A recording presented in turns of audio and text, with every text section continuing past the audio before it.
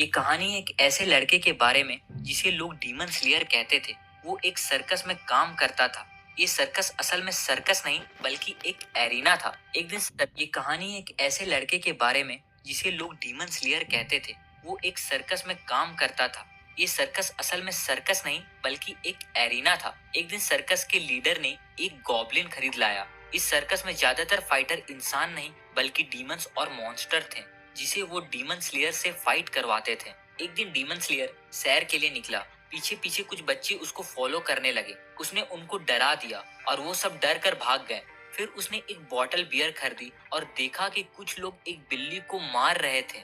ये सोचकर कि वो एक डीमन है, लोगों ने उसे बिल्ली को हैंडल करने को कहा, लेकिन उसे लगा कि ये सिर्फ एक आम बिल्ली है। उसने बिल्ली को मारा नहीं बल्कि उसको भगा दिया। लोग उसको मॉन्स्टर से लड़ते हुए देखना पसंद करते थे, लेकिन असल जिंदगी में कोई उसके साथ घूमना नहीं चाहता था। सब लोग उसे मॉन्स्टर समझते थे। रात को वो स्टेज पर दोबारा परफॉर्म करने गया। अचानक उसने देखा कि वो बिल्ली जो दिन में दिखी थी असल में एक मॉन्स्टर थी। फाइट खत्म होने के बाद जब वो स्टेज से उतरा, उसको लगा कि कोई उसका पीछा कर रहा है। एक लड़की उसको फॉलो कर रही थी। जब वो उसे अपने रूम में नहीं दिखा तो वो बाहर निकली, लेकिन डीमन स्लेयर ने उसको पकड़ लिया। वो जानना चाहता था उस लड़की के पास जो केज है उसमें क्या है। जब वो केज के पास गया, लड़की ने काउंटर अटैक किया और अपनी गन निकाल ली। उसने दोबारा करीब आने की कोशिश की और दोनों के बीच एक छोटी सी फाइट शुरू हो गई। उसने गन को जमीन पर मार दिया और लड़की को हरा दिया। तभी केज से एक आवाज आई जो उसको लड़की को छोड़ने को कह रही थी।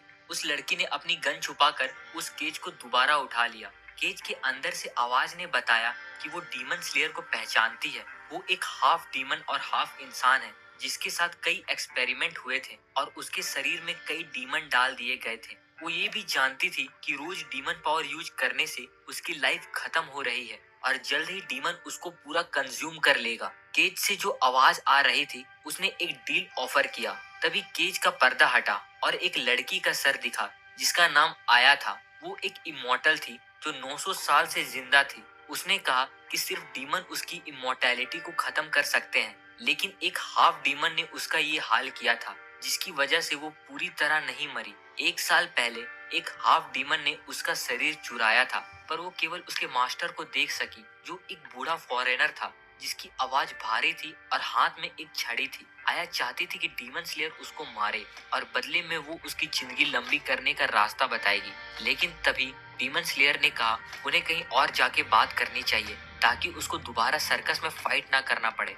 डीमन स्लेयर ने अपना नाम सिनिची बताया। आया ने पूछा कि जब उसको पता है कि डीमन पावर धीरे धीरे उसको खत्म कर देगी तो वो फाइट क्यों करता है। सिनिची ने बताया कि अगर वो फ्यूचर में कभी अपना दिमाग खो दे और डीमन बन जाए तो फाइट के वक्त वो लोग जो उसको सिर्फ इंटरटेनमेंट के लिए देखते हैं उसके पहले शिकार होंगे। उसने सोचा कि ये मरने का सबसे मजेदार तरीका है जिसमें वो इस समाज को ठीक कर सकता है। लेकिन जब आया ने उसकी जिंदगी लंबी करने का रास्ता बताया, उसने ये सोच छोड़ दिया। सिनिची ने साफ कहा कि वो आया को नहीं मारेगा क्योंकि उसको लगता है कि वो मरना नहीं चाहती, बल्कि सिर्फ एक सर के रूप में जीने से बोर हो चुकी है।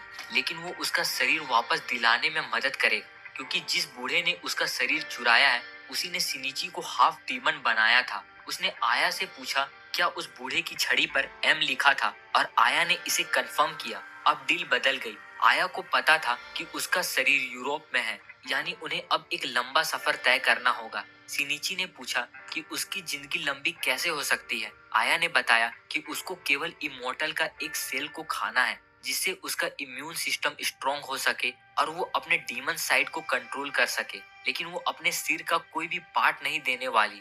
उसने कहा कि वो उसके स्वेट या सलाइवा में से कुछ भी चुन सकता है। सिनिची ने सलाइवा चुना। आया ने उसको अपना चेहरा करीब लाने को कहा और एक किस के जरिए उन्होंने अपना कॉन्ट्रैक्ट सील किया।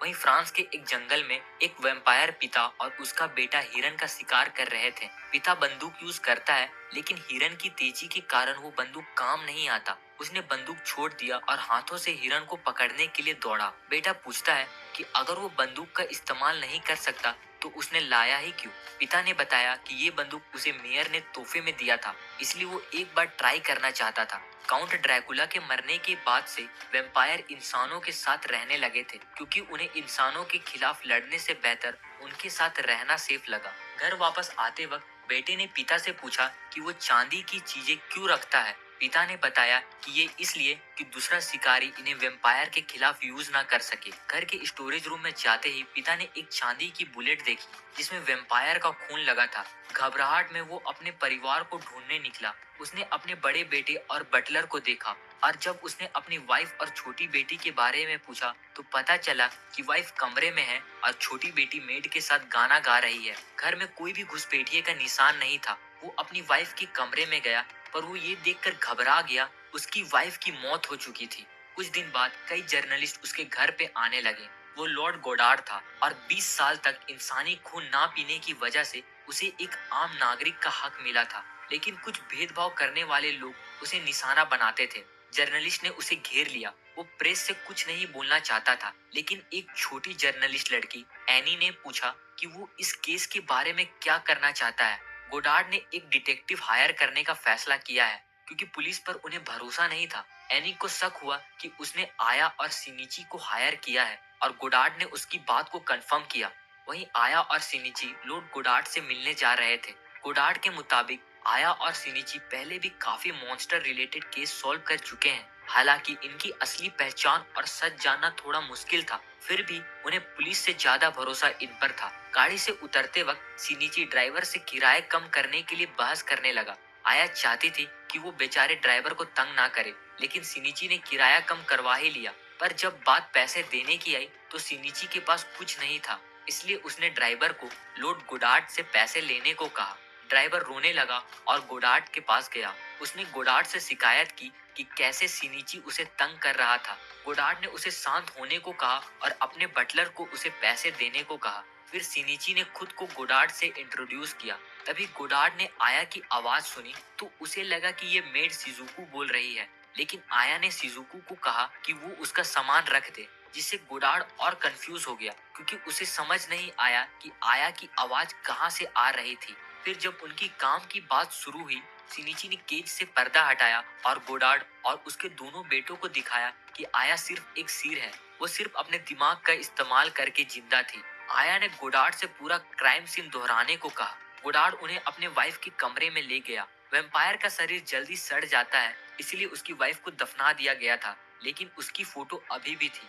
फोटो में दिखा कि उसकी वाइफ के दिल में किसी नोकीली चीज से मारा गया था। उसकी वाइफ का चेहरे पर कोई लड़ने का निशान नहीं था, मतलब वो सो रही थी जब ये हुआ। इससे पता चलता है कि कातिल ने सीधे दिल में मारा होगा। चेयर के पीछे कोई खरोच नहीं था और ये भी कि कातिल वैम्पायर के तेज सेंसेस से कैसे बच गया, जो दिखाता है कि कातिल काफी एक्सपीरियंस था।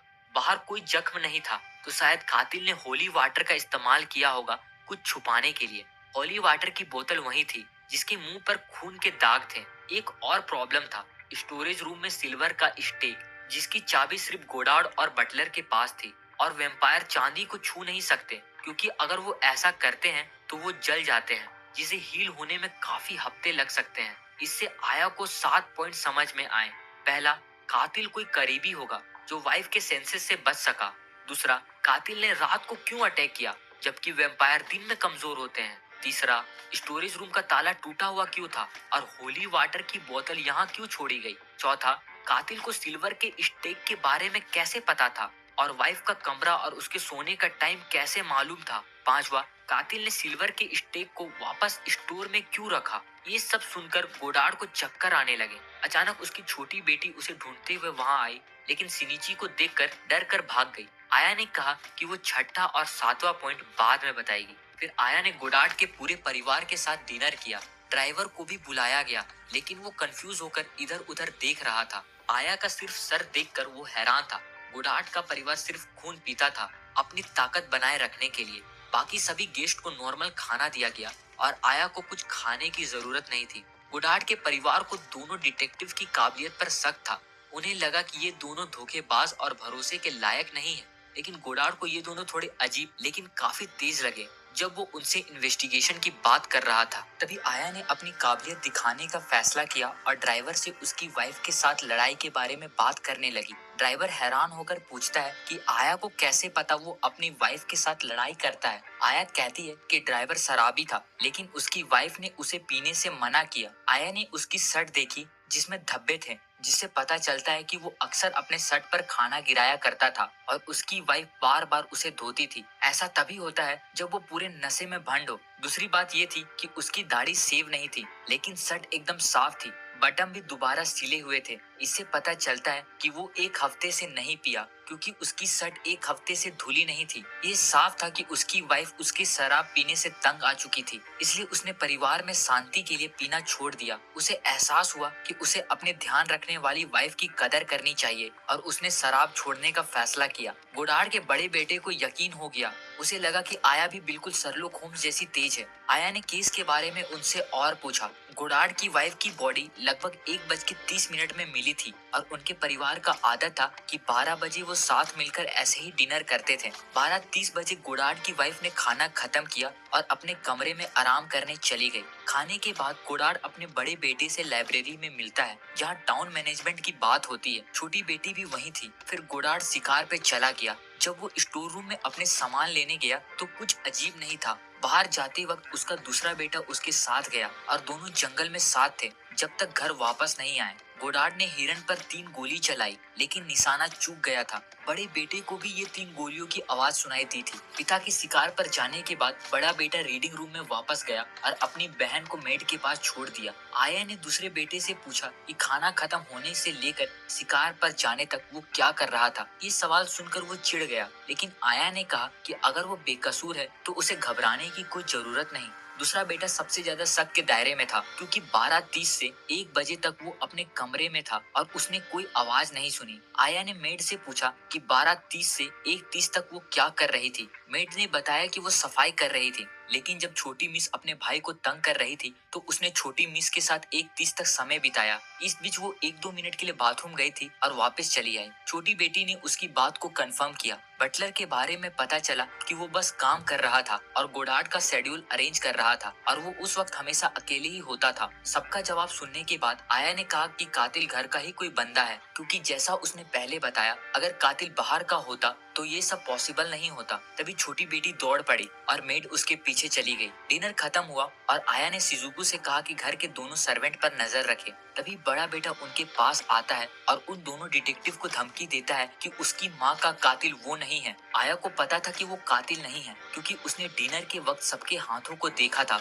और तीनों वेम्पायर के हाथ पर कोई चोट नहीं थी, जो ये साबित करता है कि उन्होंने चांदी के स्टेक को नहीं पकड़ा था। अब आया को वो स्टेक ढूंढना था और चेक करना था। इस वक्त शिजुको घर के दोनों सर्वेंट पर नजर रख रही थी। तभी 1 बजे बटलर काम पे जाना चाहता है, लेकिन शिजुको उसे रोक देती है। मेड ने बताया कि गोडार्ड और शिनिची जंगल में गए हैं। ये सुनकर बटलर थोड़ा बेचैन और चिंतित हो जाता है। जंगल में चलते वक्त गोडार्ड आया को एक ऐसे क्रिएचर के बारे में बता रहा था जिसे इमॉर्टल माना जाता है और जो हजारों सालों से जिंदा है। आया ने खुलासा किया कि इस मॉर्टल क्रिएचर की भी एक कमजोरी है, जो है डीमंस। डीमंस इमॉर्टल को मार सकते हैं, लेकिन डीमंस की डिफेंस काफी कमजोर होती है, जिससे वो एक गोली से भी मर सकते हैं। आया ने फिर कहा कि इंसानों ने लगभग सारे डीमंस को खत्म कर दिया है और अब बहुत कम बचे हैं। गोडार्ड को एहसास हुआ कि वो दोनों अपने बारे में बात कर रहे थे, एक डीमन और एक इमॉर्टल। दोनों को पता चल गया कि उनकी पहचान खुल चुकी है, तो उन्होंने छुपाना भी छोड़ दिया। अचानक गोडार्ड पर एक हमला होता है। उसने लाइट बंद कर दी और उस शख्स को पकड़ने के लिए दौड़ा। उसने हंटर को तुरंत पकड़ लिया और गोडार्ड को लगा कि उसी ने उसकी वाइफ का कत्ल किया है, लेकिन आया ने गोडार्ड से इस शख्स को छोड़ने को कहा। उस शख्स के स्लीव पर धूल थी, जो ये साबित करता है कि वो लंबे सफर करके ट्रेन से आया है, और उसके पूछने पर पता चला कि वो एक हंटर का बदला लेने आया था जिसे गोडार्ड ने मारा था। लेकिन गोडार्ड ने बताया कि उस हंटर ने पहले उस पर हमला किया था और गोडार्ड केवल खुद को प्रोटेक्ट कर रहा था। उसने उस हंटर के बारे में बताया जो गोडार्ड को मारने का प्लान बना रहा था और काफी कॉन्फिडेंट था, क्योंकि उसे किसी की मदद मिल रही थी। उस हंटर के पास एक स्टेक था और उसे पता भी नहीं था कि वो चांदी का था। आया ने गोडार्ड से कहा कि वो उस आदमी को छोड़ दे, क्योंकि उसे अब सबक मिल चुका है। आया ने बताया कि इस हंटर की वजह से उन्हें अब जंगल में भटकने की जरूरत नहीं थी। उसने गोडार्ड से कहा कि वो वापस घर जाए और सबको इकट्ठा करे, क्योंकि वो केस सॉल्व करने वाली थी। वापस आने पर आया ने बताया कि कातिल यही मौजूद लोगों में से कोई है। बड़ा बेटा इस पर यकीन नहीं करना चाहता था, लेकिन गोडार्ड ने पहले आया की बात सुनने का फैसला किया। आया ने अपने 7 पॉइंट्स को दोहराया। पहला, कातिल कोई जान पहचान वाला था जो गोडार्ड की वाइफ के सेंसेस से बच सका। दूसरा, कातिल ने रात को अटैक किया, बल्कि वैम्पायर तो दिन में कमजोर होते हैं। तीसरा, कातिल ने होली वाटर की बोतल वहीं छोड़ दी। चौथा, कातिल को घर के लोगों का शेड्यूल अच्छे से पता था। पांचवा, कातिल ने जानबूझकर चांदी का स्टेक स्टोर रूम में छोड़ा। छठा पॉइंट आवाज से रिलेटेड था। जब गोडार्ड की वाइफ का कत्ल हुआ, बड़ा बेटा और बटलर उसके कमरे के पास थे, लेकिन उन्होंने कुछ नहीं सुना, जो काफी अजीब था। लेकिन दोनों का साथ मिलकर कत्ल करने की संभावना भी नहीं थी। आया ने सोचा कि कत्ल 1 बजे से पहले हुआ होगा। कातिल ने स्टेक से हमला करते वक्त आवाज दबाने के लिए कुछ रखा होगा, लेकिन सीन पर सिर्फ एक कोड था। शायद कातिल ने सिर्फ अपनी कलाई की ताकत से स्टेक को बॉडी में डाल दिया होगा। आया फिर कहती है, कातिल ने हैमर क्यों नहीं इस्तेमाल किया, जबकि हैमर की आवाज तो आम थी, क्योंकि गोडार्ड की वाइफ अक्सर हैमर से फर्नीचर ठीक करती थी। शायद कातिल को डर था कि हैमर से स्टेक टूट जाएगा। इससे ये नतीजा निकला कि कत्ल वाला स्टेक चांदी का नहीं था।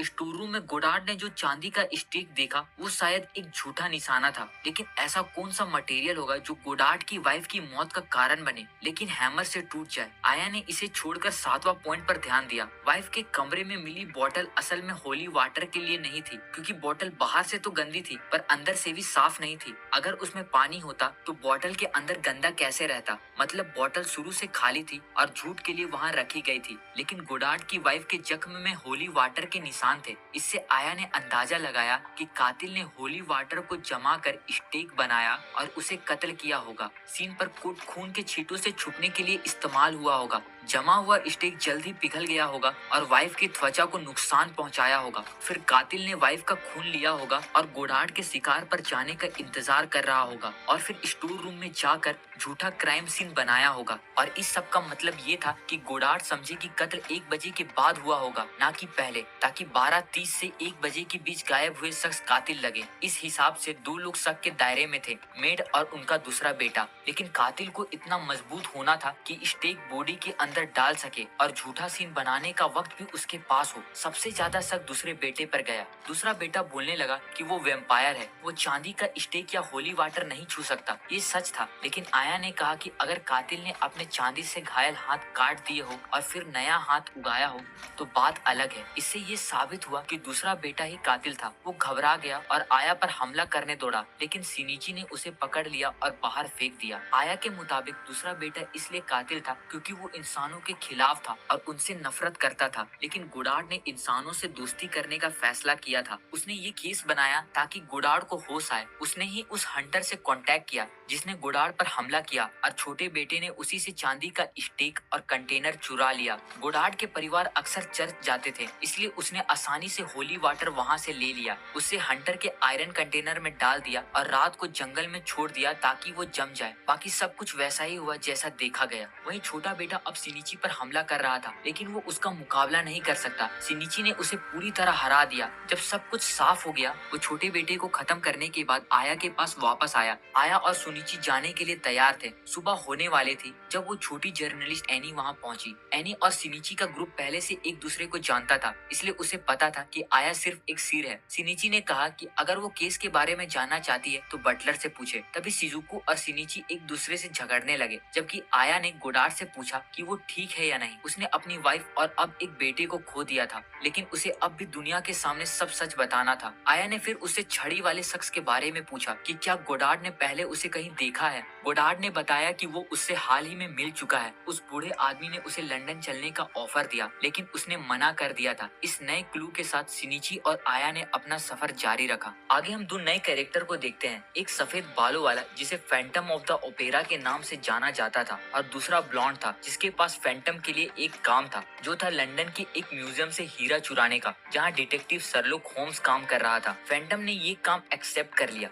दूसरे दिन न्यूज से पता चला फैंटम को हायर करने वाला मास्टरमाइंड चोर लुपिन था। इस वक्त सिनिची और आया लंदन पहुंच चुके थे। जर्नलिस्ट एनी भी उनके पीछे वहां आ चुकी थी। सिनिची का ग्रुप एक छड़ी की दुकान पर गया, जहां से उन्होंने कस्टमर लिस्ट चुरा लिया था। दुकान से निकलते वक्त एक गली में 2 आदमियों से उनका सामना हुआ, जो सिनिची के पास वाली कस्टमर लिस्ट वापस मांग रहे थे, क्योंकि उन्होंने उसे ये चुराते हुए देख लिया था। अचानक पुलिस ने उन्हें पकड़ लिया और एक गाड़ी में ले गए। गाड़ी में दो जुड़वा भाई भी थे जो पहले से गिरफ्तार थे। आया और वो दूसरा आदमी जो उन्हें गली में मिला था, दोनों ने इन्हें चोर के रूप में पहचान लिया था क्योंकि उनके हाथों पर लाल निशान थे जो भारी चीजें उठाने से आए होंगे, और उनके नाखून के नीचे धूल थी जो ये दिखाता है कि उन्होंने भारी सिरेमिक चीजें उठाई थी। उनकी सही पहचान होने पर एक जुड़वे भाई ने गलती से अपना जुर्म कबूल कर लिया। वही न्यूज़पेपर में छपा था कि एक मशहूर शख्स फिन मास्टरमाइंड चोर लुपिन के खिलाफ जांच के लिए डिटेक्टिव हायर कर रहा था जो उसके खजाने पर निशाना लगा रहे थे। इत्तेफाक से उन्होंने दो डिटेक्टिव हायर किया था, आया और सरलोक होम्स। सरलोक होम्स भी उसी गाड़ी में उनके साथ था। जब पुलिस को ये पता चला, उन्होंने गाड़ी को फिन के मैंसन की तरफ मोड़ दिया। मैंसन में पता चला कि फिन और उसके बटलर ने 80 दिन में दुनिया भर का सफर करने का रिकॉर्ड बनाया था। एनी जो अब मैंसन के गेट के बाहर थी, दो मशहूर डिटेक्टिव को एक साथ देखकर काफी एक्साइटेड थी। फैंटम भी दूर से उन पर नजर रखे हुए था। जब उन्होंने मास्टर फिन से मुलाकात की तो वो आया से मिलकर ज्यादा हैरान नहीं हुए क्योंकि उन्होंने एक इमॉर्टल पर्सन के बारे में पहले से सुना था। आया ने कहा कि वो सिर्फ मॉन्स्टर रिलेटेड केस ही देखती है, इसलिए ये केस शायद उसके लिए ज्यादा मददगार नहीं होगा। लेकिन फिन के लिए मास्टरमाइंड चोर लुपिन किसी मॉन्स्टर से कम नहीं था। दोनों डिटेक्टिव को लगा कि दो डिटेक्टिव्स का होना थोड़ा ज्यादा है, लेकिन उन्होंने केस आगे बढ़ाया। मास्टरमाइंड चोर लुपिन ने एक लेटर भेजा था जिसमें लिखा था कि 19 तारीख को रात 11 से 11:30 बजे के बीच में वो ब्लैक नाइट नाम का हीरा चुरा लेगा। असल में ये हीरा काला था, इसलिए इसका ये नाम था। ये काफी कीमती था और कभी डिस्प्ले नहीं किया गया, बल्कि एक सुरक्षित बेसमेंट में रखा था। उनकी बातों से पता चला कि बेसमेंट के साउथ अंडरग्राउंड में एक कैनाल था जो इतना बड़ा था कि कम से कम एक इंसान घुस सकता था। सरलुक ने पूरा इलाका को बंद करवा दिया। हीरा 100 से ज्यादा गार्ड और पुलिस के साथ सुरक्षित था। साथ में दो डिटेक्टिव और एक 200 साल पुरानी इंश्योरेंस कंपनी के 2 रिप्रेजेंटेटिव भी थे। लुपिन की जांच के मुताबिक इस कंपनी के पास 7 सबसे स्ट्रॉन्ग मेंबर हैं जो अपने क्लाइंट की हिफाजत के लिए कुछ भी कर सकते हैं, और वो सब सफेद कपड़े पहनते हैं। मास्टर फिन की हिफाजत के लिए पहले 2 रिप्रेजेंटेटिव आए थे,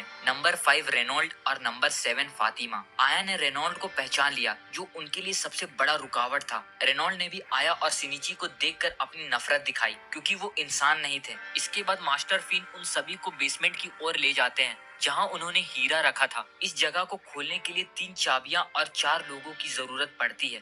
ब्लैक नाइट हीरा एक सेफ में रखा है। आया ने देखा कि सेफ चांदी का बना है जिससे वेम्पायर्स और वेयरवुल्फ दोनों नफरत करते हैं। इस हीरे के पीछे एक हिस्ट्री था। 20 साल पहले फिन के एक दोस्त ने 14th सेंचुरी का एक रेलिक से हीरा निकाला था। उसने हीरा सेफ में रखा और फिन को दे दिया। फिन ने 10 साल लगाकर उसके मैकेनिज्म को समझा और हीरा निकाला। हीरा पर कुछ लिखा हुआ था जिसे आया ने पढ़ा, जिसमें वेयरवुल्फ का जिक्र था। फिन ने बताया कि जब वो हीरे के बारे में पता कर रहा था तो पता चला कि सदर्न जर्मनी में एक ट्राइब थी जिसे वेयरवुल्फ ट्राइब ने खत्म कर दिया था। अपने दुश्मनों से बदला लेने के लिए उन्होंने अपने वंश को एक अटूट हीरा और चांदी का सेफ के जरिए दुश्मन की छुपने की जगह का पता दिया जिसे वेयरवुल्फ छू नहीं सकते थे। कमरे के बारे में और जानकारी थी। 3 तालों के अलावा कमरे में बाहर से बात करने के लिए एक माइक्रोफोन था और छत पर एक एयर वेंट था जिसे लोहे की जाल से बंद किया हुआ था ताकि कोई इंसान ना घुस सके। आज के लिए इतना जांच काफी था। जाने से पहले सरलुक ने फिन के कान में कुछ कहा। सिनिची ने आया से पूछा कि क्या उसके पास लुपिन से निपटने का कोई तरीका है, और आया ने बताया कि उसके पास एक तरीका तो है।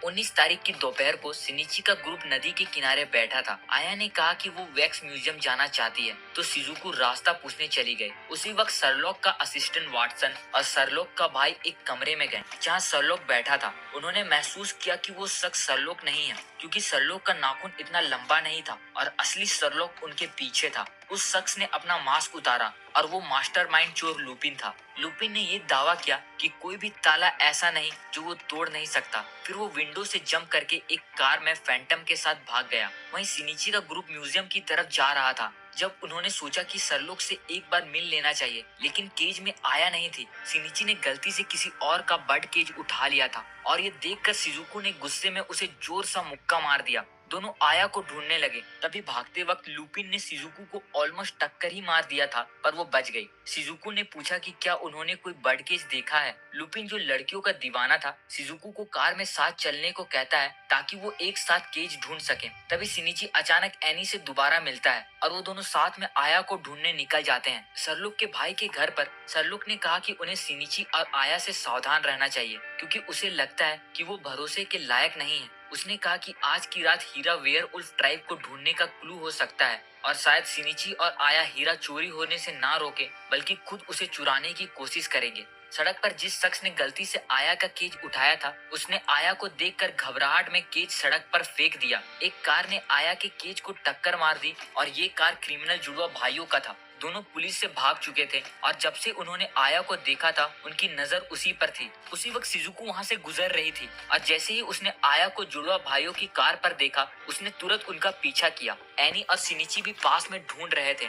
जब उन्होंने आया और शिजुको को देखा तो वो दोनों भी उनके पीछे भागने लगे। सिनिची घर की छत पर चढ़ गया और सीधे जुड़वा भाइयों के कार पर कूद पड़ा। आया को बचा लिया और उसे केज में वापस रख दिया। जब लुपिन ने उनके ग्रुप को देखा तो बर्ड केज डिटेक्टिव के रूप में उन्हें पहचान लिया और आया भी लुपिन को देखकर पहचान चुकी थी क्योंकि वो सरलोक जैसे आउटफिट पहना हुआ था। सिनिची ने अपने नाम डीमन स्लेयर बताया, ये कहता हुआ कि वो लुपिन से ज्यादा ताकतवर है। ये सुनकर लुपिन उसे सबक सिखाना चाहता था। उसने मार्बल्स फेंका और उन पर पिछलकर हमला करने लगा और दोनों के बीच एक फाइट शुरू हो गई। लुपिन ने सिनिची के माथे पर एक मार्बल मारा और उसके बाद लुपिन ने उसके जबड़े पर एक जोर का अपर कट मारा जिससे वो बेहोश हो गया। लुपिन ने आया के ग्रुप को इस मामले से दूर रहने की चेतावनी दी लेकिन उसे नहीं पता था कि सब कुछ आया के प्लान के मुताबिक चल रहा था। रात 8 बजे मास्टर फिन के मैंसन में जाने से पहले सबकी तलाशी ली गई। जब एक फ्रेंच इंस्पेक्टर आए, सरलोक ने उनकी दाढ़ी खींचकर चेक किया कि कहीं वो लुपिन तो नहीं, फिर हाथ मिलाकर उसे अंदर ले गया। कमरे में आया के ग्रुप ने सरलोक के लिए एक खत छोड़ा था जिसमें लिखा था कि वो बाहर की सुरक्षा का जिम्मा लेंगे। सरलोक ने इसे नजरअंदाज किया, सोचकर कि सिर्फ मॉन्स्टर ही मॉन्स्टर के दिमाग को समझ सकते हैं। रेनॉल्ड ने कहा कि वो इस धूल भरे कमरे में नहीं रहेगा और बाहर से नजर रखने चला गया। सरलोक को पता था कि वो लुपिन को पकड़ना चाहता है तो उसने इजाजत दे दी। अब कमरे में सिर्फ 6 लोग बचे थे। अभी 3 घंटे बाकी थे जब तक लुपिन के आने का वक्त था, लेकिन सबने दरवाजा जल्दी बंद करने का फैसला किया। सब चांदी के सेफ के आसपास बैठे थे ये देखने के लिए कि लुपिन क्या करता है। रात 10 बजे बाहर एक धमाका हुआ। तभी उन्हें पता चला कि एक ऑफिसर की यूनिफॉर्म चोरी हो गई है। सरलोक ने तुरंत अपनी बंदूक निकाली और सारे तालों पर गोली मार दी जिससे वो बेकार हो गया। अब ये कमरा पूरी तरह बंद हो चुका था। ना कोई अंदर आ सकता था ना बाहर जा सकता था। अगर किसी ताला तोड़ने वाले को भी बुलाया जाए तो 5 घंटे लगेंगे। सरलोक ने ये इसलिए किया क्योंकि लुपिन ने दावा किया था कि वो कोई भी ताला तोड़ सकता है, लेकिन अगर ताला ही खुलने लायक ना हो तो कोई प्रॉब्लम नहीं होगी। उसकी ये बात सुनकर वहाँ खड़े लोगों को लगा कि सरलोक सच में एक जीनियस है। 11 बजने से 5 मिनट पहले जब कोई दिक्कत नहीं दिख रही थी, मास्टर फिन ने कहा कि सरलोक और वाटसन अपने हाथ सेफ पर रखें। 11:10 कमरा हिलने लगा। पहले के धमाके के कारण अब पानी वेंट के जरिए अंदर भरने लगा था। सरलोक को एहसास हुआ कि वो उतना स्मार्ट नहीं है जितना वो सोच रहा था। लुपिन ने उसे बुद्धू बना दिया था जिससे उसकी बातों में आकर उसने तालों को बर्बाद करने का फैसला किया। अब भागने का कोई रास्ता नहीं था। रेनॉल्ड को जब पता चला कि लोग बेसमेंट में फंस चुके हैं, उसने फातिमा को उन्हें बचाने के लिए भेजा और वो खुद लुपिन पर नजर रखने के लिए वहीं रुका। नीचे फंसे लोगों को यकीन था कि पानी पूरा कमरा में नहीं भर सकता, इसलिए वो ज्यादा घबराए नहीं। उन्होंने प्लान बनाया कि जब पानी बढ़ेगा तो वो छत पर लगी स्टैचू को पकड़ लेंगे। फातिमा वहां पहुंची और दरवाजा तोड़कर उन्हें निकालने लगी, लेकिन जब सारा पानी निकल गया सेफ सच में गायब हो चुका था। ये ठीक 11:30 में हुआ और किसी को नहीं पता था कि लुपिन ने सेफ कैसे चुराया, जबकि कमरा पूरी तरह से बंद था। इसके बाद सब पहले खुद को सुखाने के लिए चले गए। फिर ये सोचना था कि अब आगे क्या करना है। फायरप्लेस के आसपास आकर सभी लोग डिस्कस करने लगे। सरलोक ने फ्रेंच इंस्पेक्टर से हैंडकफ मांगा और उसे बांध दिया। सरलोक को पता था कि ये लुपिन है क्योंकि पुल पर चलते वक्त उसके कदमों से पुल से क्रैकिंग साउंड नहीं आई थी, यानी उसका ये भारी पेट नकली था। लुपिन ने तुरंत अपना जुर्म कबूल कर लिया। लुपिन ने बताया कि उसने पानी के जरिए एक रस्सी डाल दी थी और कमरे के अंदर उसने रस्सी को सेफ से बांध दिया ताकि उसका साथी उसे बाहर से खींच ले। लुपिन ने अपना मास्क उतारा, लेकिन उसे अभी भी यकीन था कि वो जीत चुका है। तभी पता चला कि सेफ के अंदर हीरा था ही नहीं क्योंकि सरलोक ने उसकी जगह बदल दी थी। असली हीरा कोट के जेब में था, लेकिन जब उन्होंने देखा तो वो भी वहाँ नहीं था। लुपिन ने उसे अपने हाथ में छुपा रखा था और वो एक स्मोक बम इस्तेमाल करके भाग गया। पूरा मैंसन लुपिन को ढूंढने में बिजी था, लेकिन वो निकल चुका था। बाद में लुपिन और फैंटम दोबारा मिले। एक के पास हीरा था और दूसरे के पास सेफ। तभी सेफ खोलने पे पता चला कि उसके अंदर आया थी। उसी वक्त अचानक सिनिची एक ऊंची बिल्डिंग से कूदकर वहां पहुंच गया। आया ने बताया कि पहले लुपिन ने एनी को डिटेक्टिव समझ लिया था, इसलिए उसने जानबूझकर सिनिची को उससे हारने के लिए कहा ताकि लुपिन ज्यादा ओवर कॉन्फिडेंट हो जाए। शाम को उसने मास्टर फिन से मुलाकात की और खुद को सेफ में छुपाने की बात कही थी। उसने सेफ को पूरी तरह बंद रखा। लुपिन अब पकड़ा चुका था, लेकिन उसे यकीन था कि फैंटम सिनिची को संभाल लेगा। पर तभी चुपके से फैंटम वहां से भाग गया और शिजुको उसका पीछा करने लगी। रेनॉल्ड भी वहां पहुंच चुका था और वो उन सबसे एक साथ निपटने का सोच रहा था, लेकिन तभी अचानक बाहर का पुल टूट जाता है, जिससे कोई भी अब मैंसन से बाहर भाग नहीं सकता। पुल को तोड़ने वाला लुपिन नहीं था, बल्कि वो आदमी था जिसके पास एम लेटर वाली छड़ी थी। उसने अपने ग्रुप के साथ लुपिन को ढूंढने के लिए मैंसन में अटैक किया था। उसके ग्रुप में कोई भी इंसान नहीं था। उनका मकसद सिर्फ हीरा को पाना था और उन्हें किसी की जान की परवाह नहीं थी। वो लोग अलग अलग होकर सभी लोगों का कत्ल करने लगते हैं। वहीं रेनॉल्ड लुपिन पर हमला करता है और साथ ही सिनिची को भी निशाना बनाता है। सिनिची तो उसके अटैक को डॉज कर लेता है, पर तभी मौका मिलते ही लुपिन वहां से भागने लगा। रेनॉल्ड ने लुपिन को रोक लिया और उससे हीरा मांगने लगा, पर तभी लुपिन ने हीरे को फेंक दिया और वहां से भागने लगा। रेनॉल्ड भी उसके पीछे गया और सिनिची भी दोनों का पीछा करने लगा। थोड़ी देर बाद सरलुक और उसका असिस्टेंट वाटसन दोनों भी वहां पहुंच चुके थे। वहीं सेफ में रखी आया ने उन्हें पूरी बात बताई और जब आया को पता चला कि एक अजनबी ग्रुप अटैक कर रहा है, उसने सरलुक से कहा कि उसे भी साथ ले जाए, क्योंकि उसका नॉलेज काम आ सकता है। वहीं फैंटम जो शिजुको से बचकर भाग रहा था, उसका सामना फातिमा से हुआ। फातिमा उसे ढूंढ रही थी, क्योंकि उसका भी नाम उन लोगों की लिस्ट में था जिन्हें रेनॉल्ड और फातिमा को खत्म करना था। उसने अपना क्रॉसबो निकाला और फैंटम पर अटैक करने लगी। फैंटम छुपने की कोशिश कर रहा था, लेकिन फातिमा के तीरों से वो बच नहीं सका। इस दौरान सरलोक और आया लाइब्रेरी में पहुंचे, जहां काफी लोगों का कत्ल हो चुका था। कातिल का चेहरा देखकर सरलोक ने उसे एस्टर के रूप में पहचान लिया, जो हाल ही में लंदन में ब्रूटल मर्डर के लिए फेमस हुआ था। एस्टर ने उन पर हमला किया, पर सरलोक ने एस्टर के इस ट्रिक को पहचान लिया, जो एक जहरीली सुई से लोगों का कत्ल करता है। जब एस्टर को पता चला कि उन्हें उसके ट्रिक के बारे में पता चल चुका है, उसने फैसला किया कि उन्हें खत्म करना उसके लिए जरूरी है। वहीं दूसरी तरफ इंस्पेक्टर का एक वैम्पायर औरत से सामना होता है। इंस्पेक्टर ने उस पर अटैक भी किया, पर उसके बंदूक से उसे कुछ नहीं हुआ। तभी शिजुको भी उसकी मदद के लिए वहां पहुंचती है, लेकिन शिजुको अभी भी फैंटम को ढूंढने का मिशन पर थी, इसीलिए उसने पूछा कि क्या उन्होंने फैंटम को देखा है। पर फैंटम के बारे में ना तो इंस्पेक्टर को पता था और ना ही वैम्पायर औरत को। तो शिजुको वहां से जाने वाली थी, लेकिन वैम्पायर औरत ने उसे रोक दिया। इसी वक्त रेनॉल्ड, लुपिन और सिनिची अभी भी हीरे के पीछे लगे थे। तीनों एक चर्च में पहुंच गए और गलती से हीरा वहां गिरा दिया। लुपिन ने सिनिची से साथ मिलकर काम करने के लिए सजेस्ट किया, ताकि वो रेनॉल्ड से बच सके। तभी रेनॉल्ड अंदर आता है और सिनिची उसे अपनी बात में उलझाकर ध्यान भटकाने लगता है, जिससे लुपिन को मौका मिला और वो एक पूरा पियानो रेनॉल्ड के सिर पर गिरा देता है। इस दौरान फैंटम अंधेरे का फायदा उठाते हुए फातिमा को अपने ट्रिक से कंफ्यूज कर रहा था। फैंटम आवाज को कंट्रोल करने में एक्सपर्ट था, इसलिए फातिमा उसकी जगह नहीं पता कर पा रही थी, जिससे उस पर तीर चलाना मुश्किल था। वहीं शिजुको अभी भी इमॉर्टल वैम्पायर के खिलाफ लड़ रही थी, लेकिन उसके पास सिल्वर वेपन होने के बावजूद वैम्पायर को मारना मुश्किल था। शिजुको को ये नहीं पता था कि इस वैम्पायर का खून जहरीला था, जिससे वैम्पायर का खून उस पर लगने के कारण वो खुद के इमोशन पर अपना सेल्फ कंट्रोल खोने लगी। सरलोक भी एस्टर के साथ फाइट में लगा हुआ था, लेकिन उसके पास गोली खत्म हो चुकी थी। तभी आया ने एस्टर से पूछा कि उन्हें हीरा क्यों चाहिए, और पता चला कि वो वेयरवुल्फ ट्राइब को ढूंढकर अपने ग्रुप मेंबर बढ़ाना चाहते हैं। बात करते वक्त अचानक सरलोक ने एक छड़ी उठाई और एस्टर पर अटैक किया, जिससे एस्टर का जहरीला सुई उसी को लग गया। उसने जल्दी जहर से बचने के लिए एंटीडोट निकाला। उससे पहले कि सरलोक उसे रोक पाता, तभी ग्रुप का मास्टरमाइंड उसके सामने आता है। सरलोक के मुताबिक ये प्रोफेसर मॉरी था। वहीं सिनिची की तरफ रेनॉल्ड अभी भी जिंदा था और अचानक फातिमा और फैंटम भी वहां लड़ते हुए गिर पड़े। प्रोफेसर के ग्रुप का एक मेंबर भी वहां पहुंच चुका था, जिसने अपनी मैजिक से एक पल में हीरा छीन लिया और दोनों इंश्योरेंस कंपनी के लोगों को एक ही पल में निपटा दिया। लुपिन और फैंटम जान चुके थे कि उस मॉन्स्टर से हीरा वापस लेना इम्पॉसिबल है, इसीलिए वो भाग गए। वहीं आया मॉरी के नाम से हैरान थी, क्योंकि ये एक क्रिमिनल ऑर्गेनाइजेशन के लीडर का नाम था, जो कई साल पहले गायब हो चुका था। उसने आया का शरीर रिसर्च के लिए रखा था और 8 साल बाद वो एक बड़ा क्रिमिनल गैंग बनाने के बाद वापिस आया है। उसने हर तरह के नॉन ह्यूमन क्रिएचर को इकट्ठा किया और एक इंसान को भी अपना स्टूडेंट बनाया। वो इंसान मौरी से एक मॉन्स्टर का शरीर मांग रहा था, इसलिए मौरी ने उसे ट्रांसप्लांट सर्जरी की नॉलेज दी। ये शख्स कोई और नहीं बल्कि जैक द रीपर था, जिसका 11 साल पहले का क्रिमिनल एक्टिविटीज के बारे में सभी को पता था। अब जैक का सामना सुनिची से हो रहा था। दोनों के बीच थोड़ी देर तक फाइट हुई और सिनिची ने देखा कि जैक उससे कुछ मिलता जुलता है। वहीं मौरी ने बताया कि वो और जैक जापान गए थे डीमन और इमॉर्टल क्रिएचर के सैंपल ढूंढने। डीमन और इमॉर्टल के सेल के ट्रांसप्लांट से उन्होंने एक जबरदस्त फाइटर बनाया जिसकी रीजनरेशन शक्ति गजब की थी। उन्होंने काफी लोगों पर एक्सपेरिमेंट किया, लेकिन ज्यादातर डीमन की ताकत से पागल हो गए।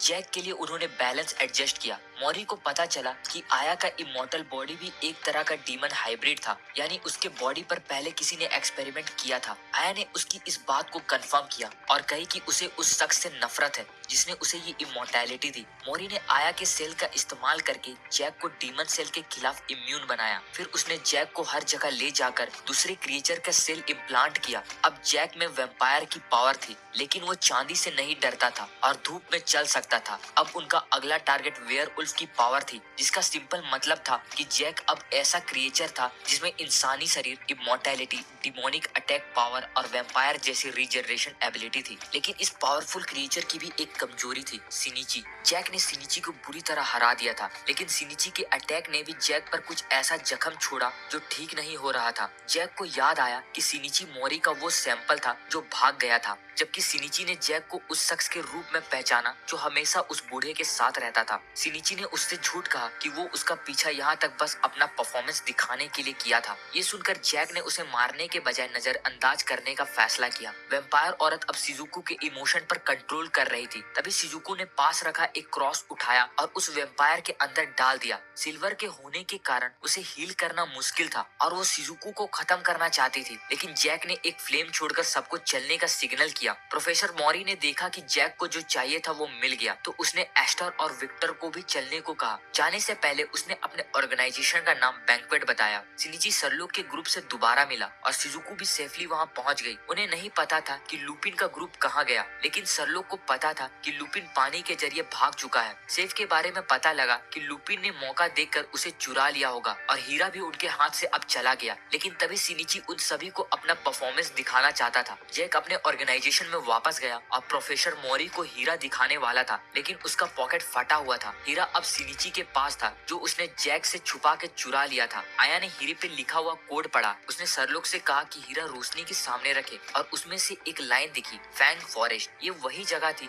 जहाँ वेयरवुल्फ रहते थे। सिनिची को याद आया कि जैक ने भी ऐसा ही कुछ किया था, तो शायद उनके ग्रुप को भी पता होगा कि उन्हें कहाँ जाना है। अगले दिन आया का ग्रुप फैंग फॉरेस्ट की तरफ जाने लगा। आया ने सबको सावधान करते हुए कहा कि मौरी के लोग उन पर हमला कर सकते हैं। आया पहले भी एक वेयरवुल्फ से मिल चुकी थी, इसलिए उसने बताया कि वेयरवुल्फ 3 फॉर्म में बदल सकते हैं। इंसानी रूप में वो बिल्कुल इंसान की तरह दिखते हैं, बीस्टमैन रूप में वो इंसानों से थोड़े बेहतर होते हैं और पूरे भेड़िए रूप में उनके सेंसेस काफी तेज हो जाते हैं और उनकी खाल इतनी मजबूत होती है कि गोलियों का भी उन पर कोई असर नहीं होता। आगे चलते वक्त आया के ग्रुप का सामना एक दाढ़ी वाले आदमी से होता है। उसने उन तीनों को मॉन्स्टर इन्वेस्टिगेशन के डिटेक्टिव के रूप में पहचान लिया और उनसे मदद की रिक्वेस्ट की, क्योंकि उनके गांव से एक लड़की को वेयरवुल्फ ले गए थे। गांव में पहुंचते ही गांव वाले उन्हें देखकर दूर भागने लगे। आया ने उस आदमी से पूरी कहानी सुनाने को कहा। उस आदमी ने बताया कि 1 साल पहले गांव की मेयर की पोती को वेयरवुल्फ ले गए थे और अगले दिन जंगल में उसका शरीर मिला था। उसका सिर और पीठ टूटी हुई थी, पूरे चेहरे बिगड़ा हुआ था और शरीर पर दांत के निशान थे। फिर 4 महीने बाद एक लकड़हारे की 11 साल की बेटी का भी वही हाल हुआ और अगले 4 महीने बाद मिलर की 13 साल की बेटी भी शिकार बनी। तीनों घटना बारिश वाली रात को ही हुई थी और शरीर पर निशान एक जैसे थे, जो साबित करता था कि एक ही शख्स ने ये किया था। और कल ही एक और छोटी लड़की गायब हो चुकी है। कल उसके पिता ने दरवाजा तोड़कर अंदर जाने की भी कोशिश की थी, लेकिन कातिल लड़की को लेकर खिड़की से भाग चुका था। पर कल रात बारिश नहीं हुई थी। उस आदमी ने ये भी बताया कैसे 8 साल पहले गांव वालों ने वेयरवुल्फ को गांव से भगा दिया था, किसी बड़े हादसे होने से पहले। तभी चर्च में वो गायब हुई लड़की के पिता ने एक आउटसाइडर पर वेयरवुल्फ होने का शक किया, लेकिन वहाँ 3 बाहर के लोग थे, इसलिए ये पॉसिबल नहीं था। डिटेक्टिव का ग्रुप वहां पहुंचा वो लोग आया की आवाज से कंफ्यूज होकर उसे देखना चाहते थे। आया ने उन्हें उसके असली रूप को देखने से मना किया, पर फिर भी उन्होंने देखा और वो सभी लोग हैरान रह गए। लड़की के पिता ने आया को मॉन्स्टर कहा, लेकिन सिर्फ वही इस केस को सॉल्व कर सकती थी, इसलिए उन्हें उसकी बात सुननी पड़ी। आया ने क्राइम सीन दिखाने को कहा। पूरा कमरा बिखरा हुआ था, फायरप्लेस कल रात जला नहीं था, तो कातिल शायद वहीं से अंदर आया होगा। फुटप्रिंट और साइज से पता चला कि वेयरवुल्फ एक बिस्टमैन के रूप में था। आया ने दाढ़ी वाली आदमी से वेयरवुल्फ के इससे पहले वाले अटैक के दांत के निशान लाने को कहा। आया ने लड़की की माँ से पूछा कि कल रात उन्होंने क्या किया था। उनका रूटीन नॉर्मल था। लड़की की माँ ने बताया कि खिड़कियों में से एक पूरी तरह बंद थी और दूसरी टूटी हुई थी, लेकिन ठीक कर दी गई थी और खुल नहीं सकती थी। कातिल के भागने का रास्ता साफ था। शिजुको वहाँ पहुंची और आया ने उसे छत पर जाकर कोई निशान ढूंढने को कहा। जब कुछ नहीं मिला तो आया ने शिजुको को कुछ नीचे फेंकने को कहा, जिससे पूरा धूल बाहर आ गया। दाढ़ी वाले आदमी ने दांत का निशान लाया। आया ने कहा कि ये घटना किसी पागल वेयरवुल्फ का काम नहीं, बल्कि किसी समझदार वेयरवुल्फ के हाथों से हुई है। बिस्तर पर खून था, लेकिन भागने के रास्ते पर कोई खून नहीं था, यानी कातिल ने लड़की को एक बैग में डाला होगा। स्टोर रूम का ताला भी टूटा हुआ था और उन्हें पता चला कि करीब 1 साल पहले वहां से बंदूक और गोलियां चुराई गई थी, जो वेयरवुल्फ के पहली घटना के समय से मिलता जुलता था। इसलिए इस बात पर गौर करना जरूरी था। पूरा ग्रुप गांव के मेयर के घर गया। मेयर के पास फैंग फॉरेस्ट और वहां के वेयरवुल्फ के बारे में जानकारी थी और उसे हीरा के बारे में भी पता था। आया ने उनसे डील किया, वो गांव के वेयरवुल्फ केस को सॉल्व करेगी, बदले में मेयर उसे वेयरवुल्फ विलेज की जानकारी देंगे। मेयर के मुताबिक उनमें से एक डॉक्टर, एक इंजीनियर और एक आर्टिस्ट थी, जो सब बाहर से गांव में आए थे। मेयर ने बताया कि वेयरवुल्फ्स को पहचानने का एक तरीका था, उनके पास खुशबूदार फूल रखना या उनके कान के पास मटके को भरना, जिससे उनके तेज सेंसेस के कारण वो चौंक जाएंगे। लेकिन तीनों आउटसाइडर ने कोई रिएक्शन नहीं दिखाया था। वेयरवुल्फ अपने खून और रिप्रोडक्शन को कंट्रोल कर सकते थे, जिसे मॉडर्न वेयरवुल्फ अब सिल्वर और होली वाटर से नहीं डरते। अब वेयरवुल्फ को खत्म करने का एक ही तरीका था, उनको उनके इंसानी रूप में मारना। लेकिन अगर वेयरवुल्फ किंग पैदा हो जाए तो सारा पुराना तरीका बेकार हो जाएगा। वेयरवुल्फ किंग एक लीजेंड था, जिसमें वेयरवुल्फ क्लैन में एक ऐसा उल्फ पैदा होता है जिसे उनका देवता माना जाता है। मेयर ने पहले भी सिल्वर से इम्यून वेयरवुल्फ को देखा था। 8 साल पहले एक वेयरवुल्फ माँ और बच्चे गांव में आए थे और सबको धोखा देकर इंसानों की तरह रह रहे थे। लेकिन एक छोटी लड़की लुइस, जिसे कल रात वेयरवुल्फ ले गए, उसने उन्हें पहचान लिया और गांव वालों के साथ उन्हें भगाने में मदद की। तब से लुइस को गांव की गार्डियन माना जाता था, लेकिन अब वो भी किसी अनजान कातिल के हाथों गायब हो चुकी थी। और भी जानकारी के लिए आया के ग्रुप इंजीनियर के घर गए। इंजीनियर ने बताया कि तकरीबन 13 साल पहले उसने जंगल के अंदर एक घायल प्रेग्नेंट औरत को देखा था। उसे पता चला कि उसका नाम रोज है और उसे लगा कि वो किसी घर की सर्वेंट होगी, जिसका अपने मालिक से संबंध होगा, इसीलिए उसे भगा दिया गया होगा। उस वक्त गांव वाले इतने स्ट्रिक्ट नहीं थे, तो इंजीनियर उसे गांव में ले आया और उसका ध्यान रखने लगा। कुछ महीने बाद रोज ने एक बेटी को जन्म दिया, जिसका नाम जेड था। रोज ज्यादातर घर में रहती थी और एक बहुत ही समझदार और अच्छी दिल की लेडी थी। लाइफ नॉर्मल चल रही थी, जब तक एक दिन रोज ने लुइस को अपनी बेटी समझकर गलती की। क्योंकि दोनों बच्चियों का चेहरा मिलता जुलता था, अपनी वेयरवुल्फ की पहचान रिवील कर दी। रोज और उसकी बेटी जेट भागते हुए एक टावर में छुप गए, लेकिन गांव वालों ने उन्हें नहीं छोड़ा और दोनों को मारने के लिए पूरी टावर को जला दिया। और इंजीनियर ने खुद उनकी मौत को कंफर्म किया था। इंजीनियर को डॉक्टर पर भरोसा था, इसलिए अब बस एक ही शख्स बची थी, वो आर्टिस्ट लड़की। आया का ग्रुप फिर उस आर्टिस्ट के घर गए। 5 साल पहले वो यहाँ झरने की पिक्चर बनाने आई थी और यहाँ के सुंदर नजारों के कारण तब से यहीं रह रही थी। जिन बच्चियों की मौत हुई, उनके माता पिता ने उससे अपने बच्चियों के पोर्ट्रेट बनाने को कहा था। आर्टिस्ट के मुताबिक कातिल शायद एक जंगली भेड़िया था, क्योंकि कभी कभी सुबह जल्दी या सूरज ढलने वक्त उसने एक गोल्डन रंग का भेड़िया देखा था, जो काफी अलग था। सिर्फ उसने ही ये भेड़िया देखा था, क्योंकि वो गांव के किनारे रहती थी,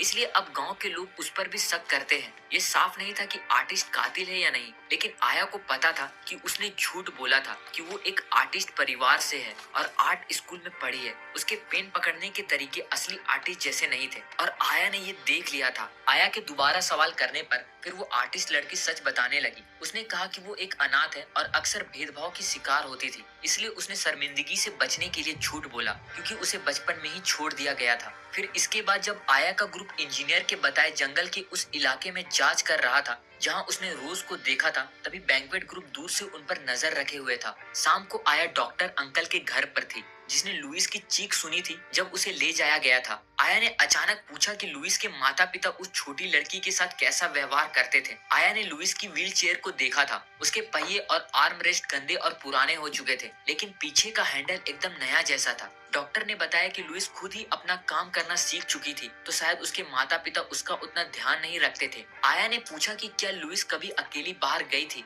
ज्यादातर नहीं, लेकिन डॉक्टर को याद आया कि 1.5 साल पहले लुइस एक दिन गायब हो गई थी। शाम होने तक गांव वालों ने उसकी व्हीलचेयर नदी के किनारे कीचड़ में फंसी हुई देखी, जिससे वो हिल नहीं पा रही थी। जब पूछा गया कि वो वहाँ अकेले क्यों गई थी, तो लुइस ने कहा कि वो आर्टिस्ट के घर जाना चाहती थी। आया को अब गांव की हालत काफी कुछ समझ में आ चुकी थी। तभी अचानक वहाँ 2 और नए मेहमान आते हैं और तुरंत उनसे लड़ने लगते हैं। ये दोनों वही इंश्योरेंस ग्रुप के नंबर 3 और नंबर 4 थे, जो वेयरवुल्फ को ढूंढने आए थे। लेकिन अब अगर वो हीरा चुरा भी ले, फिर भी उन्हें नहीं पता था उसे कैसे इस्तेमाल करना है। सिनिची ने बताया कि सिर्फ गांव के मेयर ही जानते हैं कि हीरा कैसे काम करता है, और उसने आया से वादा किया है कि अगर वो केस सॉल्व कर लेगी तो वो उन्हें बताएंगे। दोनों साइड ने लड़ाई रोक दी और नंबर 3 ने आया से जल्दी केस सॉल्व करने को कहा। इसके बाद फिर आया को सिनिची का इलाज जारी रखना पड़ा और सिनिची ने देखा कि शिजुको उससे जल रही थी। तभी अचानक उन्हें लोगों की आवाज सुनाई दी। बाहर जाकर पता चला कि गांव वाले दौड़ते हुए लेडी आर्टिस्ट के घर को घेरने लगे।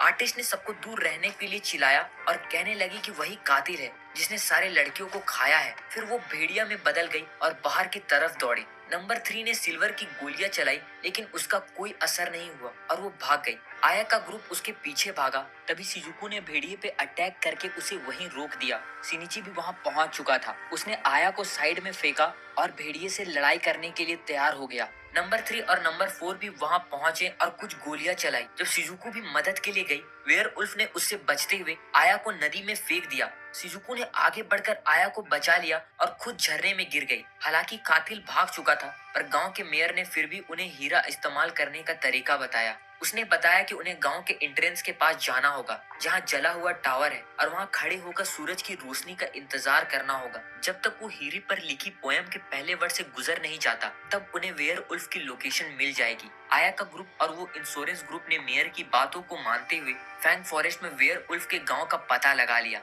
दूर से बैंक्वेट ग्रुप भी उन पर नजर रखे हुए थे। ये सब देखते हुए उन्होंने अपनी तैयारी शुरू कर दी। वहीं दूसरी ओर शिजुको को अब होश आ चुका था। वो नदी के बहाव के साथ बह गई थी और एक वेयरवुल्फ जिसका नाम नोरा था, उसने शिजुको को बचा लिया था। नोरा ने अपने दोस्तों को शिजुको को हील करने को कहा, जिससे वो क्रिटिकल हालत से निकल आई। शिजुको को पता था कि वेयरवुल्फ गांव दिन को सोता था और आधी रात को जगता था। इंसानों से बिल्कुल उल्टा। वेयरवुल्फ इंसानों को अपने गांव में आने नहीं देते हैं, इसलिए शिजुको को जल्दी वहां से निकलना होगा। इसी दौरान शिजुको को पता चला कि इस वेयरवुल्फ गांव में एक सीरियल किलिंग केस चल रहा था, जहां शिकार यंग लड़कियां थी और ये घटनाएं बारिश के दिनों में होती थी। लेकिन शिजुको की जो बंदूक थी उनके गांव पर हुई लड़कियों की कत्ल की निशानों से बिल्कुल अलग थी, इसलिए उन्होंने उसे कातिल नहीं माना। शिजुको ने उन्हें कहा कि वो आया के आने का इंतजार करे, क्योंकि वो इस केस को सॉल्व कर सकती है। लेकिन जितना ज्यादा लोग गांव में आएंगे उतना ही मुश्किल होगा। नोरा ने सोचा कि शिजुको का जल्दी इस गांव से निकलना ही बेहतर होगा।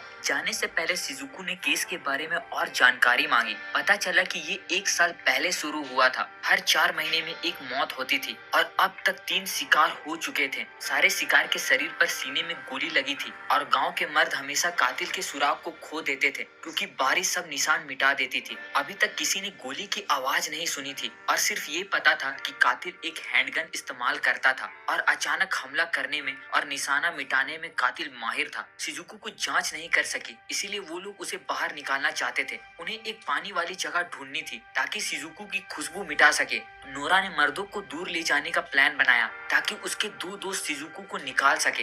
रास्ते में शिजुको को पता चला कि गांव की कोई लड़की भाग नहीं सकती थी, क्योंकि मर्द उन्हें पकड़ लेते थे। गांव के मुखिया ने सभी लड़कियों को अकेले रहने के लिए मजबूर किया ताकि उनकी आने वाली नस्ल सुधारी जा सके। अचानक कुछ मर्द उनके सामने आ गए तो दोनों लड़कियों ने उनके सामने नाटक किया। जब वो वहां से निकलने ही वाले थे, एक छोटी सी गलती के कारण शिजुको की पहचान सामने आ गई। वेयरवुल्फ ने उसका पीछा किया और आखिर में ने उसे चारों तरफ से घेर लिया। शिजुको ने दोनों लड़कियों की बचाव करने की कोशिश की ताकि उसके कारण उन्हें सजा ना मिले। गांव की मुखिया वहां आई और शिजुको को तुरंत मारना चाहती थी, लेकिन दोनों लड़कियों ने कहा कि नोरा ने शिजुको को बचाया था। मुखिया ने उसकी बात सुनने का फैसला किया। उन्होंने शिजुको को वुड हिल पर ले जाकर पूछताछ की, जहाँ किसी का झूठ या सच का फैसला होता था। वुड हिल रोज के केस के बाद कभी दोबारा यूज नहीं हुआ था। शिजुको ने वेयरवुल्फ को बार बार समझाने की कोशिश की, पर मुखिया ने उसकी हर बात को झूठ माना। दोनों लड़कियों ने शिजुको को बचाने की कोशिश भी की, लेकिन तभी अचानक एक गोली की आवाज आती है। पूरा क्लैन जंगल की तरफ दौड़ता है, जहाँ नोरा के शरीर पर गोली लगा हुआ था। आज बारिश नहीं थी, लेकिन फिर भी कोई सुराग नहीं मिला।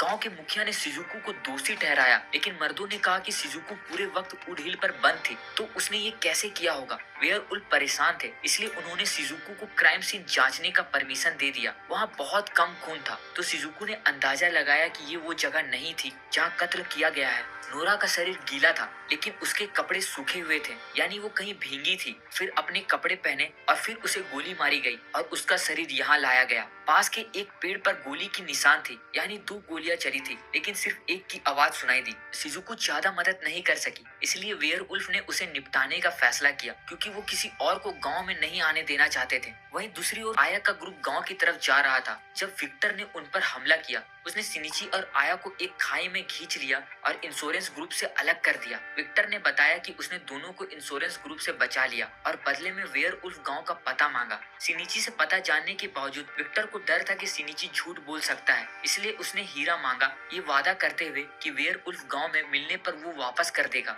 और इसके बाद दोनों अलग हो गए। शिनिची और आया वेयरवुल्फ गांव पहुंचे, जहां नोरा का फ्यूनरल चल रहा था। एक फीमेल वेयरवुल्फ की मदद से शिनिची और आया जेल में शिजुको से मिले। आया ने शिजुको से कत्ल के दौरान मिले निशानों के बारे में पूछा। तभी वेयरवुल्फ ने उन दोनों की खुशबू को पकड़ लिया और जेल की तरफ जाकर चेक करने का फैसला किया। वहीं हंगामा रोकने के लिए शिजुको जेल में रुकने को तैयार थी, जबकि शिनिची आया के साथ क्राइम सीन जांच करने चला गया। वेयरवुल्फ ने जल्दी उनकी खुशबू पकड़ ली और पीछा शुरू किया। आया ने शिनिची को उस पत्थर के पास घूमने को कहा जिस पर नोरा का लाश मिला था। उसने शिनिची को एक स्विच ढूंढने में मदद की और दोनों वेयरवुल्फ के आने से पहले एक सुरंग में घुस गए।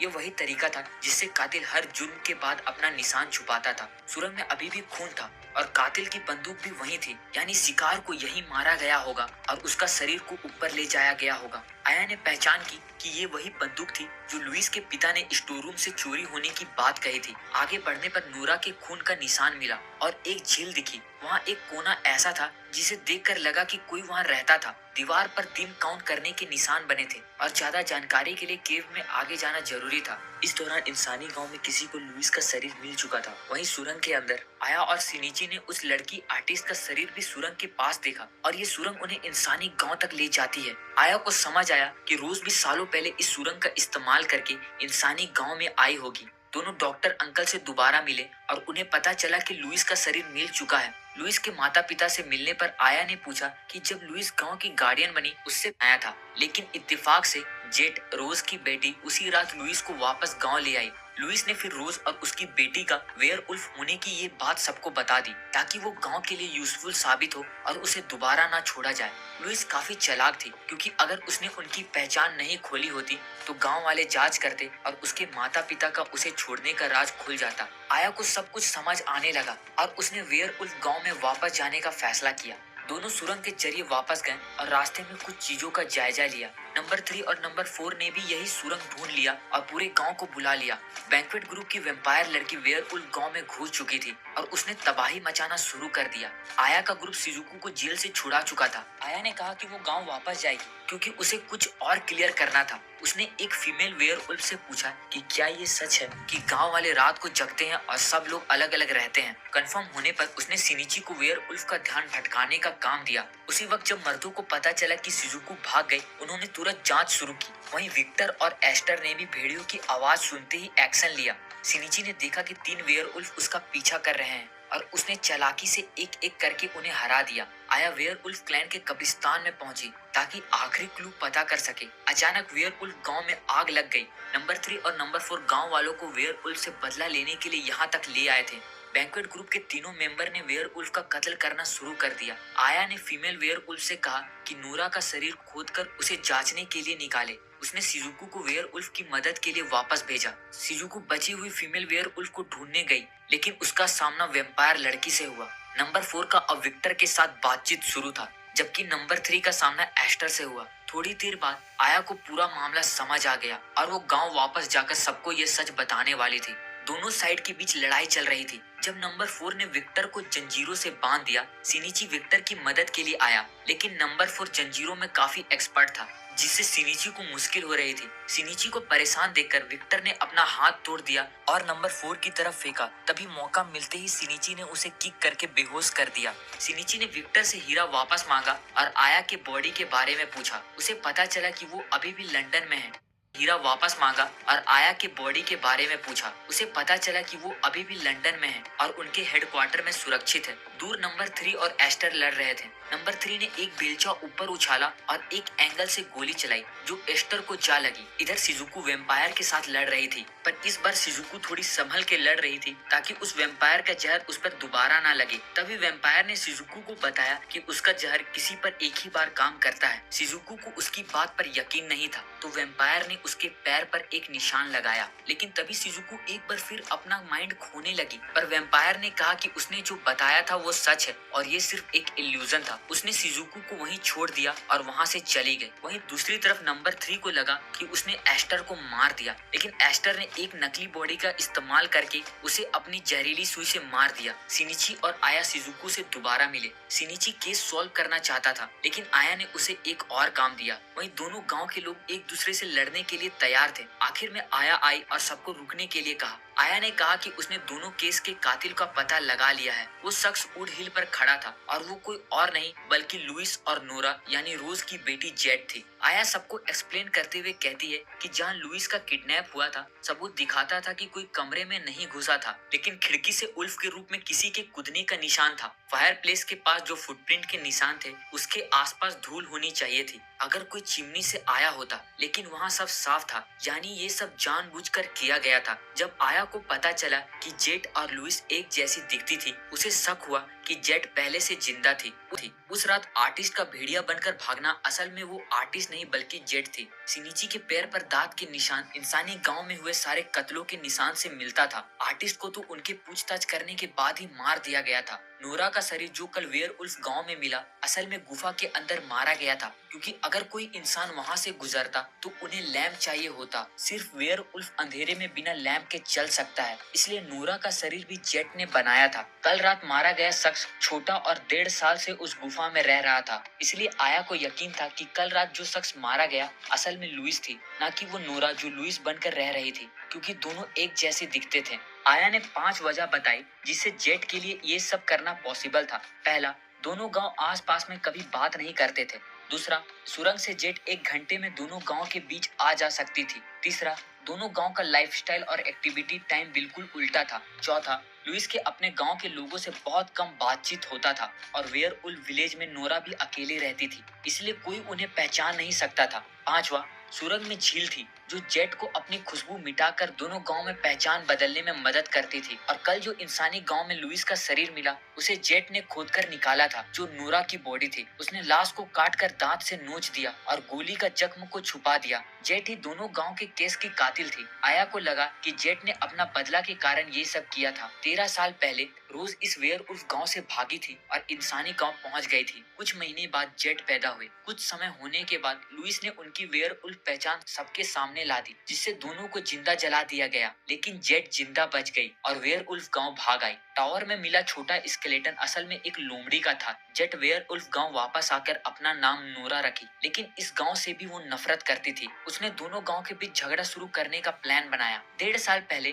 जेट ने लुइस को किडनैप किया, लेकिन लुइस भी अपने गांव से नफरत करती थी, इसलिए उसने जेट के इस बदले वाले प्लान में साथ दिया। जेट ने 2 पहचान के साथ जीना शुरू किया और जानकारी इकट्ठा की। 1 साल पहले उसने उसने लगातार कत्ल करके दोनों गांव के बीच दुश्मनी बढ़ा दी और अपना निशान मिटाने के लिए ये सब प्लान किया। लेकिन जब आया का ग्रुप वहां आया, उसका प्लान बिगड़ गया। जेट ने आर्टिस्ट को फंसाया और भाग गई। उसने शिजुको को बचाया और जानबूझकर उसकी पहचान सबके सामने ला दी। जब पूरा गांव उससे पूछताछ कर रहा था, वो सुरंग में गई, लुइस को मारा और शरीर ऊपर ले आई, जिससे एक झूठा क्राइम सीन बने। उसने पेड़ पर गोली चलाई ताकि शिजुको पर शक न जाए। जब सबको लगा कि नोरा अब मर चुकी थी, उसने लुइस का शरीर खोदकर निकाला और उसे इंसानी गांव ले गई और वो सुरंग का छुपा रास्ता भी खोल दिया, जिससे दोनों गांव आपस में लड़ने लगे। लेकिन जेट ने कहा कि आया अभी भी गलत है और वो वहां से भाग गई। वो सुरंग से भाग रही थी, पर तभी उसकी मुलाकात वहां सिनिची से हुई, जो उसे पकड़ने के लिए वहां इंतजार कर रहा था। जेट ने कहा कि वो वेयरवुल्फ किंग है और कैंडल बुझाकर सिनिची पर हमला करने लगी। लेकिन सिनिची ने उसे झील में ढकेल दिया और जब वो पूरी तरह भीग गई, सिनिची ने उसे बांध दिया। आया भी वहां पहुंची और उसने बताया कि दोनों गांव अब सुलह कर चुके हैं। आया ने सिनिची से जेट को छोड़ने को कहा क्योंकि उसका अंदाजा गलत था। जेट ने ये सब बदले के लिए नहीं, बल्कि वेयरवुल्फ औरतों को गांव के मुखिया के बनाए नियमों से आजाद दिलाने के लिए किया था। वो न सिर्फ एक वेयरवुल्फ किंग थी, बल्कि एक लड़की भी थी, जिससे आने वाले फ्यूचर में उसके साथ जो होने वाला था उसका अनुमान लगाना भी मुश्किल था। उसने अपने जैसे लोगों को ऐसी बेकार किस्मत से बचाने के लिए ये सब किया। नोरा वेयरवुल्फ गांव के लड़कियों को वहां से भगा देती थी और एक जैसी दिखने वाली इंसानी लड़कियों को मार के वेयरवुल्फ गांव में छोड़ देती थी और फिर उसी लड़की की बॉडी को वापस अपने दांतों से घायल करके इंसानी गांव में छोड़ देती थी। और इस तरह उसने 3 लोगों की कुर्बानी देकर 3 लोगों को बचाया। आया ने कहा कि उसका नतीजा गलत था, इसलिए वो जेट को जाने देगी और अगर उसे मौका मिले तो वो उससे दोबारा जरूर मिलेगी। आया को लगा कि ये पहली बार था जब वो गलत थी और एक अपराधी को छोड़ रही थी। उसे पता था कि दोनों गांव ने अपना सबक सीख लिया है, लेकिन उसे यकीन था कि तब भी कुछ नहीं बदलेगा। और इसी के साथ यहाँ ये एनिमे का सीजन 1 खत्म होता है और अगला पार्ट जानने के लिए सीजन 2 का इंतजार करिए। अभी के लिए अलविदा, जल्दी मिलते हैं अगले वीडियो में।